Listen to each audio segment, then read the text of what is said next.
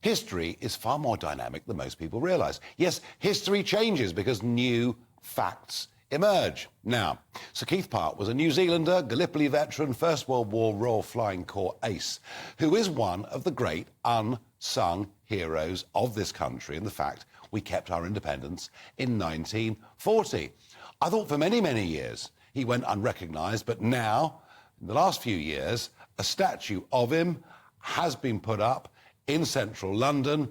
It was unveiled by the Queen herself, and it's a very good statue. It was actually paid for chiefly by a British businessman called Terry Smith.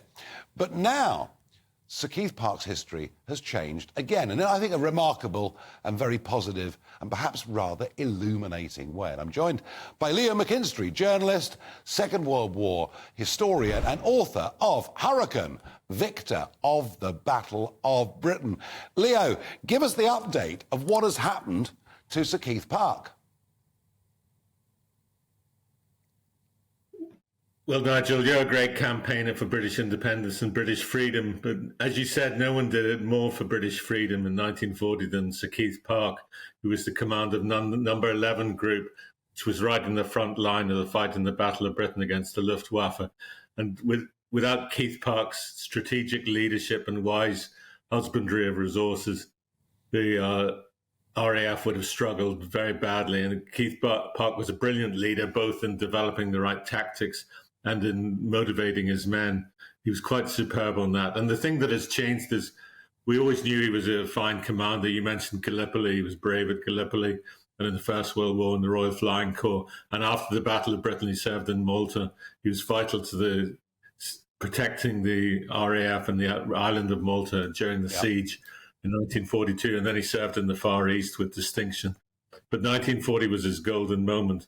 And his role as the commander of number 11 Group is quite well known, but it's now emerged thanks to brilliant research by Dilip Sarkar, who's a superb historian of the Battle of Britain. He's written over 50 books on the battle.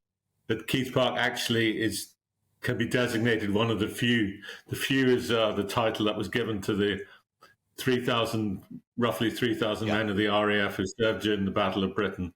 And they owe their name to Churchill's famous speech on 18th of August 1940 when he said, "Never in the field of human conflict has so much been owed by so many to so few." And the qualification is you have to have served in 2 operational sorties during the Battle of Britain from late July until mid-September. And it was always thought that Keith Park hadn't done that, but Dilip Sarkar got hold in New Zealand of his logbook and ascertained that he served in at least 2 sorties, one escorting Winston Churchill to Uxbridge and one escorting a convoy in the North Sea. So he now is entitled to the clasp and recognition as one of the few. Yeah. So, I mean, he was 48 years old, and there he was in a hurricane, out on operational sorties. And this means, of course, Leo, that his name will be added to the memorial at Capel Le Fern on the White Cliffs of Dover. Capel Le Fern, which is... I live down in Thanet, and it's very near where I am, and it's a place that I often visit to take inspiration.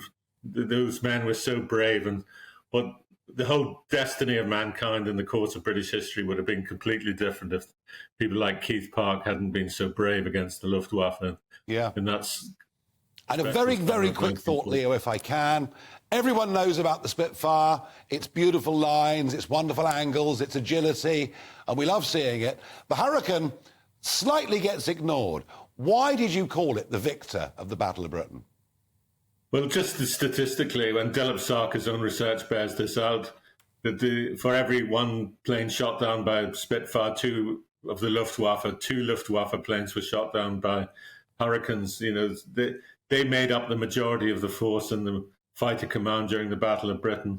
They made up the majority of the pilots of the squadrons, and they bore the brunt of the battle. And the Hurricane was at its peak in 1940. It became obsolete after 1940, whereas the Spitfire went on being developed. It did its job, and you've documented it beautifully.